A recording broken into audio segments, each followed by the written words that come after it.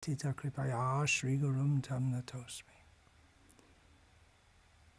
Vandeham Shri Guru Shri Yataf Padagamalam Shri Gurun Vaishnavanscha Shri Rupam Sagraja Tam Sahagana Raghunatam Vitam Tam Sajivam Sadvaitam Savadhutam Parijana Sahitam Krishna Chaitanya Devam Shri Radha Krishna Padan Sahagana Lalita Shri Vishaka Vitamscha.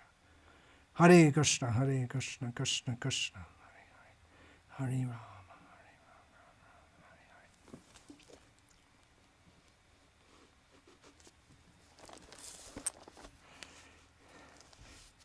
Hare. Ready? Few more points about Naika Shringa. Discussion of Krishna is never finished. There's always more to say. By invoking this name, it's making a point that Krishna has more than one or many ways of protecting his devotees, uplifting his devotees. He's unpredictable. God has intelligence. That should be accepted. And he uses his intelligence in various situations and applies his intelligence to various situations to see how to benefit his devotees. A prime example, well, there are many examples of this. For instance, when Krishna's cowherd boyfriends entered the mouth of Aghasura, Krishna had to think, now how am I going to save them? They already entered his mouth. If I kill him and then his mouth closes and then they'll all be stuck inside. So Krishna himself went inside the mouth and killed him from inside and kept his mouth open. That's just one example. He sometimes takes advice from Uddhava. For instance, when Yudhishthira Maharaj proposed performing a Rajasuya Yagya, and the news came to Krishna, and Krishna discussed with his intimate advisors, prominent or pradhan, pramukh, what was the word? Number one, among whom was Uddhava. And they were discussing that, well, you can't really do it as long as Jarasandha's there, so we have to think of some way of killing Jarasandha, getting him out of the way. That's the only way to get him out of the way. Theoretically, you could go and speak Bhagavad Gita to him and tell him Sarvadhaman Parityaja Mamekam Sharanam Vraja, but he's not interested to listen. He doesn't think Krishna's worth hearing from. He's a demon. He thinks Ishvaroham, I'm the supreme controller. So Jarasandha had to be killed, and at that point Krishna didn't want to kill all his armies at that point. And he also wanted to release the kings who were imprisoned by Jarasandha. And he wanted to show them mercy, so he personally went there. And it's a whole scheme how he did that. So the point I'm making is that Krishna, he's not stereotyped. He can think up new ways to benefit his devotees. He can think of things which no one else would think of. Arjuna didn't say to Krishna, Krishna, why don't you throw the Sudarshan Chakra to cover the sun and make everyone think that the sun has set, and in the meantime we'll go on charging forward, getting closer to Jayadratha. Arjuna didn't suggest it. Krishna thought that up. That's really novel. That's unprecedented in the history of anything. So Krishna, he has many ways to uplift his devotees, and more are coming. Who would have thought that Krishna would arrange that Indian people would become inspired about Krishna consciousness by being preached to it, being preached to about it by people from Mleccha and Yavana backgrounds like myself. Who could have imagined it's Krishna's play, Krishna's pastimes? I'm not saying I'm part of Krishna's pastimes, but I'm part of that overall scheme. It's the ongoing mercy flow of Chaitanya Mahaprabhu, which by Srila Prabhupada's mercy, I and so many others are participating in, allowed to participate in. Another point to take from the name Naika Shringa is that God has horns. Now, people who believe in Satan are really going to take exception to this. Once on the streets in Dublin, just outside the main post office, where I was distributing Sri Ishopanishad for several months, sometime in the 1970s. Catholic priest came out to me and saw that, and there's the picture of Vishnu with the snakes of Anantashesh, the hood showing. And he said, "That's Satan. Snakes, Satan." So similarly, it's considered horns. If you go horns, a human, if they have horns, that's a sign of Satan, the very personification of evil. And they might cite this. Maybe the evangelical Christians who are busy blaspheming Hindu religion as part of their campaign to convert everyone to their version of Christianity, which is questionable if it's Christ's version of Christianity, but they don't have any doubts about it. So they would love that. Really? You have a God with horns? Really? That means it's Satan. Of course, if we see historically, the whole idea of Satan predated Christianity and was linked with the prototype Zoroastrian religion, which is now Parsi religion in India. There are so many things. If we look at the historical roots of Christianity, a lot of it comes out of what they later rejected as paganism. So we worship a God with horns, but a horn doesn't necessarily make you evil. Maybe they should stop eating animals who have the animals with horns like rams and cows. Maybe on that basis, does it make them evil because they have horns? Does it make you evil because you eat that?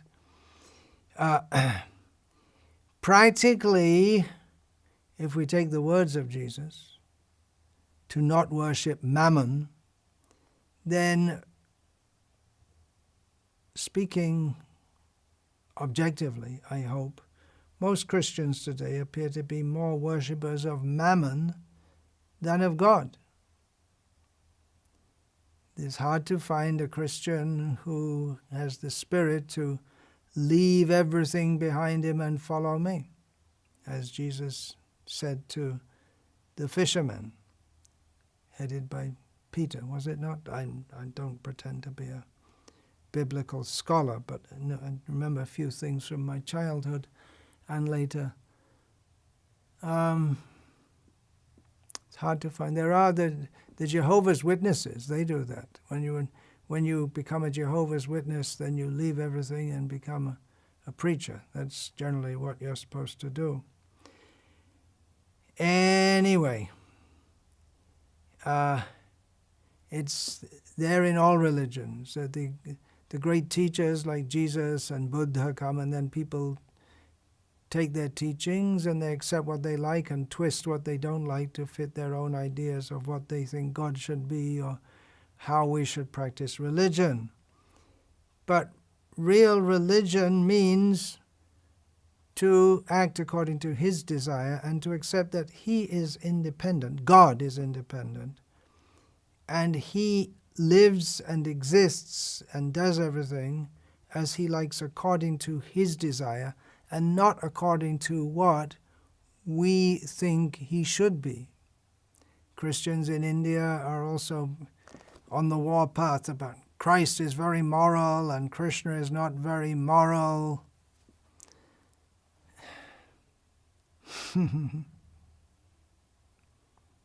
I could discuss that, but it would be hard because they don't really want to listen, and the preconceived notions of what God should be.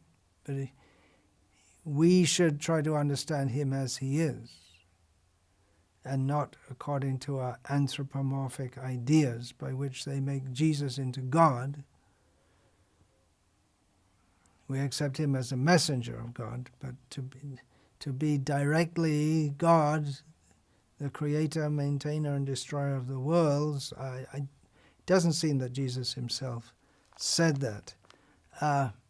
There are others who want to convert the personality of Godhead into something formless. And then you don't have any problem with morals or anything else. If God has no form and no personality, He doesn't have any form and personality, but I go to heaven, which is a sensuous paradise, and He, although He's a formless, for me, He generates unlimited virgins. This is the Islamic understanding, as we've heard it. It generates unlimited virgins for me to enjoy, but He's just some vaporous cloud or something. And I enjoy it. So I go to heaven and then I enjoy there. And what a concept. He generates virgins. He generates living beings just so I can enjoy them one after the other. It's not a very high-level concept of God. There's no real concept of submission to Him. Well, Islam means submission to Him, but it's submission to Him. Okay, I'll do what you say, but when I die, I'm going to enjoy virgins. There are so many problems with such theologies. If you really want to know God, come here, read Srila Prabhupada's books. You can listen to this series of talks on Vishnu Sahasranama. Actually, this series of talks is not so much as, well, it is establishing the position of the Supreme Personality of Godhead, not in a systematic way, but it takes some basic piety to understand. It's not simply with the brain that we can understand, some basic piety. And what's blocking most people from accepting actually the very high level and very developed understanding of Krishna as the Supreme Personality of Godhead is really very, what we could say, high-class theism, even from the intellectual point of view, but even from the more so, most importantly from the devotional perspective. What prevents most people is, you can put it down to insincerity. They may not have been exposed to it, but also people's concept, whether they say they believe in God or they say they don't believe in God or they don't know or they don't care. Most people think we're here to enjoy this world.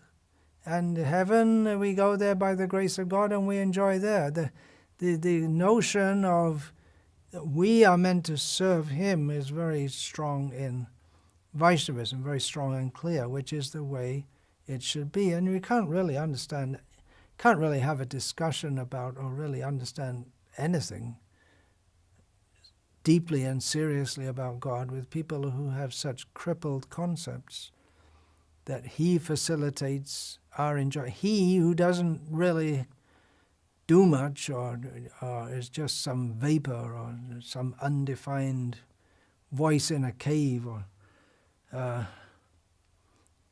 then it's very difficult to even discuss. Even people may be very deeply committed to God.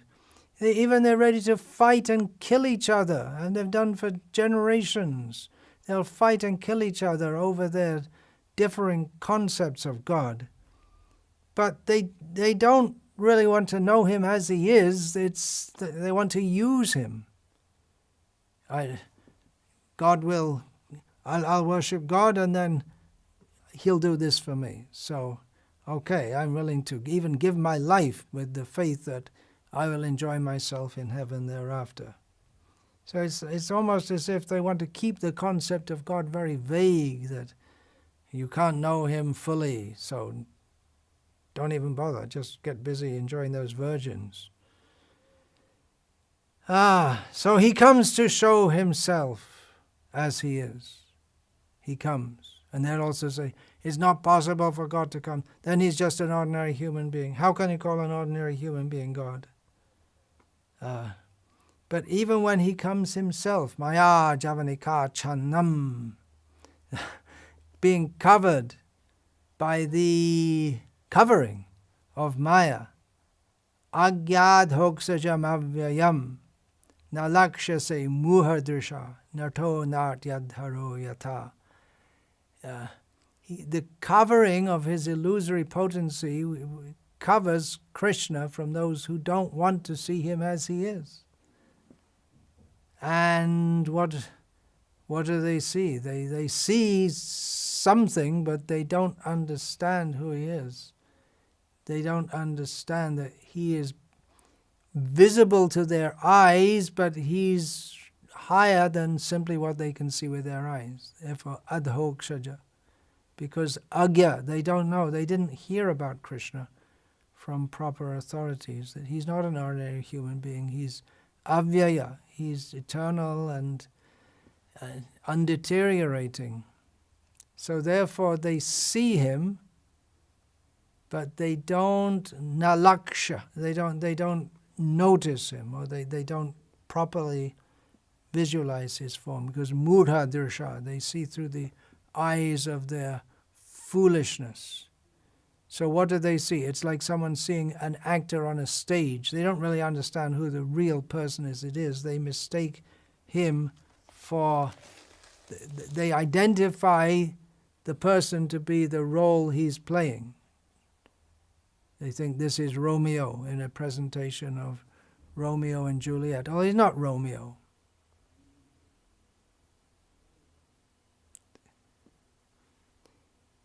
Hare Krishna.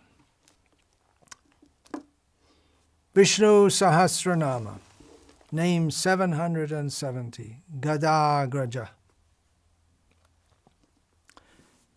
Very easy understanding of this name is the elder brother of Gada. Gada is a name, and Agraja means born before. So he's the elder brother. We also have the term Anuja, as in Ramanuja. That is a name of Lakshman. It's also a name of Krishna, being the younger brother of Balaram. And then we have Gadagrajah, who's a younger brother of Krishna, who's not so very well known. His name is mentioned several times in the Bhagavatam, but there's not much information about him. His name is mentioned several times in the name Gadagrajah. I'll give an example, a verse that Srila Prabhupada quite often quotes. Shvavid varahoshtra karai sangstuta purusha pashuhu nayad karna pato petas jatu nama Gadagrajaha. Which means that persons who are like hogs, dogs, camels, and asses praise similar persons who are like animals, and they don't like to enter even their ears to hear about the name, form, qualities, and pastimes of Gadagrajah. So here it doesn't really say anything about Gada except to signify that Gadagrajah means Krishna, except to signify that this is a well-known name of Krishna. There are some names we're having in Vishnu Sahasranama, just like the names we've just had, Pragraha, Nigraha, Vyagra. These words are not generally known as names of Krishna, but among devotees of Krishna, those who are fond of reciting and hearing Srimad Bhagavatam, they'll know that Gadagrajah is a common name of Krishna, and it comes up several times. Even the gopis, they, speaking to Uddhava, who has come on Krishna's order, to bring a message from Krishna, from Mathura, to the gopis in Vrindavan, one of the things they say to him, this is in the Brahmara Gita, one of the most rasik sections of the Srimad Bhagavatam, showing the glories of the gopis and especially Srimati Radharani, although her name isn't mentioned. So one of the things that they say to Uddhava, one of the verses recorded there, Kachit Gadagraja Somya Karoti Pura Yoshitam Preeting Na Snigda Savrira Haso Dare Kshanarchitaha. Gentle Uddhava, because Uddhava is here addressed as Somya, not by name. Somya, gentle. Gentle Uddhava is the elder brother of Gada, now bestowing on the city women the pleasure that actually belongs to us. We suppose those ladies worship him with generous glances full of affectionate, shy smiles. The gopis feeling feminine jealousy, which is completely on the transcendental platform. They refer to Krishna as Gadagrajah. This emphasizes that Krishna in Mathura, is known as the son of Vasudeva, because Gada was a child of Vasudeva by one of the wives of Vasudeva. In the commentary, which is given following Parashara Bhatta, it said that Gada's mother is Sunama, but from the Srimad Bhagavatam, we have versions by Rohini and by Devarakshita, a sister of Devaki's, who was married to Vasudeva. So he's often mentioned in the Bhagavatam as a great fighter. Well, not often, but here and there, because he's not often mentioned. Here's an interesting point from Sumadhva Vijaya, the biography of Madhvacharya written by a contemporary of Madhvacharya, Narayan Pandit. In the Sumadhva Vijay, Narayan Pandit Acharya describes that one younger brother of Madhvacharya this younger brother was so devoted to Madhva and served him with such intense love and devotion that younger brother of Madhvacharya was to Madhvacharya like Lakshman was to Rama, like Arjuna was to Bhima, and was like Gada to Krishna. So we can see that he was very dear to Krishna. We don't hear so much about him, but he was very dear and very close to Krishna in Krishna's pastimes outside of Vrindavan. One of the commentators states that in her letter to Krishna, Rukmini calls him by the name Gadagrajah. We don't find that in Bhagavatam. It's probably from Vishnu Purana. Another meaning altogether is given, actually there are several other meanings given.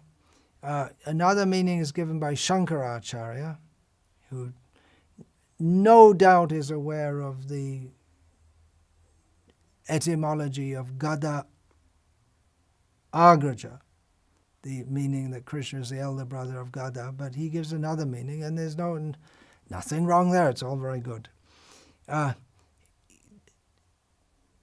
Shankara sees the name as Nigada Agraja. Nigada meaning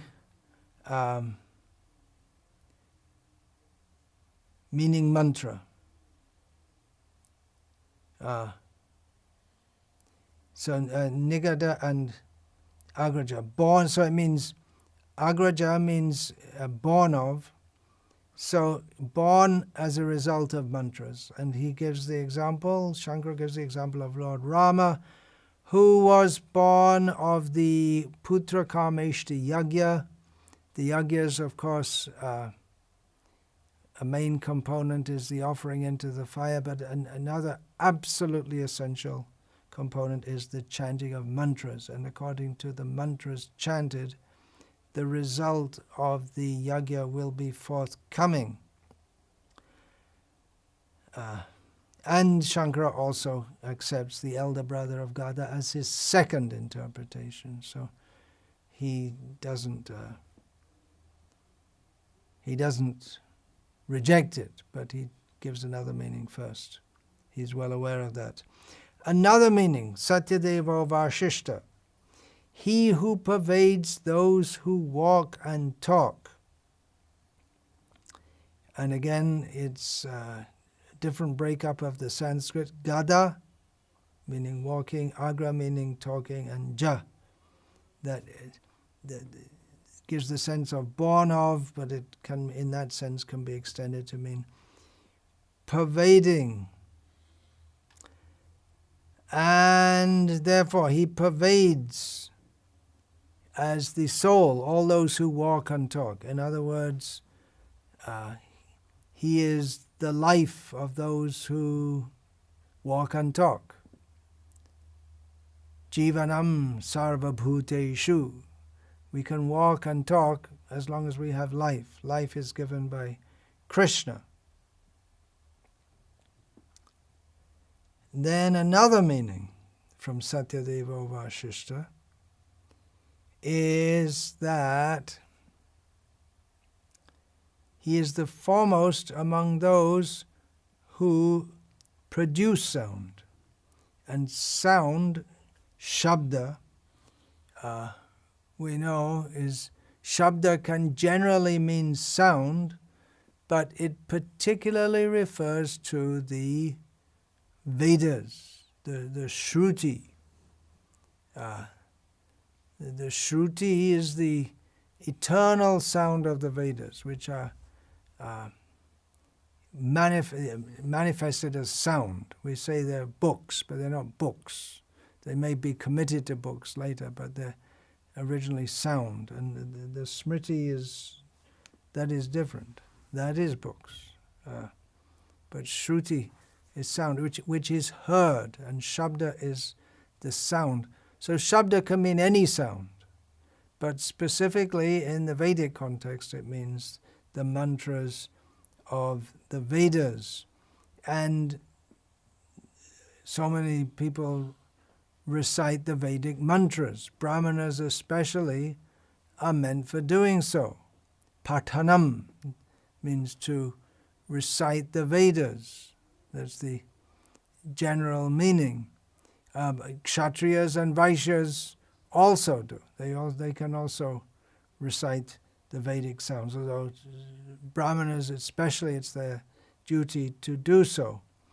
But the best among those who recite the Vedic sounds is Krishna. He is, although the Vedas are eternal, he is the source of them, which might sound contradictory, but as an example, an analogy can be given of the sun, which from our perspective is eternal, is eternally existing, and eternally giving out tremendous heat and light.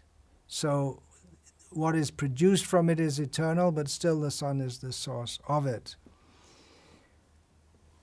So Krishna is the best of those. And Krishna, he also recites the Vedas. He comes as Matsya avatar, Hayagriva avatar, to refurbish or again give the Vedas, which means he speaks them. When the Brahmanas recite the Vedas, that sound, they're able to recite that sound because Krishna gives them the intelligence by which they can memorize it, and gives them the physical ability to repeat in exactly the right pitch.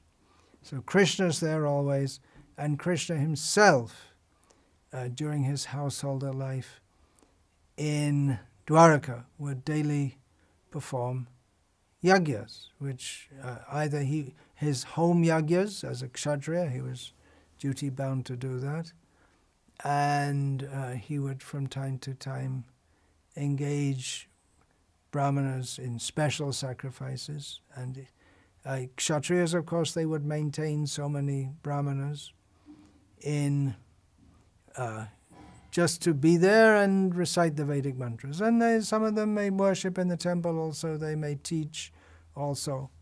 But one main duty for keeping brahmanas, kshatriyas would maintain them so they can perform yagyas and chant the Vedic mantras for the auspiciousness of the world, and particularly for the auspiciousness of the kingdom. And that was a standard thing. We see in Mahabharata that the troops, they would go out to fight every morning, and they would go out first. The brahmanas would chant mantras for their protection and for their victory. On both sides, they would do so. That was essential before going for fighting. The different fighters might boast about their abilities, but they would not go out without first taking the blessings from the brahmanas, who recite mantras, which can be extremely powerful. Not in Kali Yuga, we won't find. The power is vitiated by a totally sinful atmosphere, and the brahmanas, unfortunately, they've lost their potency. We have the Maha Mantra. So the foremost of those who produce sound is Chaitanya Mahaprabhu, Gai Gaura Madhur Shore. He's chanting Hare Krishna, Krishna Krishna, Hare Hare, Hare Rama, Rama Rama, Hare Hare. He's the foremost of those who chant the Maha Mantra. Krishna is the foremost reciter of the Vedas. Coming up soon is a very important name. All the names are important, but this one, in my humble estimation, is very important for our understanding of the Supreme Personality of Godhead. Coming up soon, Chatur Vedavit, he who knows the 4 Vedas.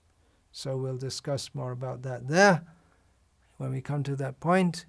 Krishna willing, all glories to Srila Prabhupada, who introduced us to this Vedic knowledge and Vedic way of life, to Gadagrajah, so that now we no longer fall in the category of persons within whose ears do not fall topics of Gadagrajah. In other words, we do hear about Krishna.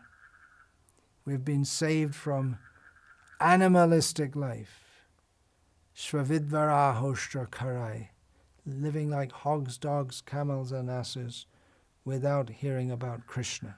Now we are hearing about Krishna. Very grateful to all of those who encourage me by listening to these talks. It is gratifying that in this dark world, in this dark age, there are people who are interested to hear about Krishna in a manner which is meant for increasing our appreciation of Krishna. So thank you very much. Srila Prabhupada often ended his talk saying that. Thank you very much. Thank you very much.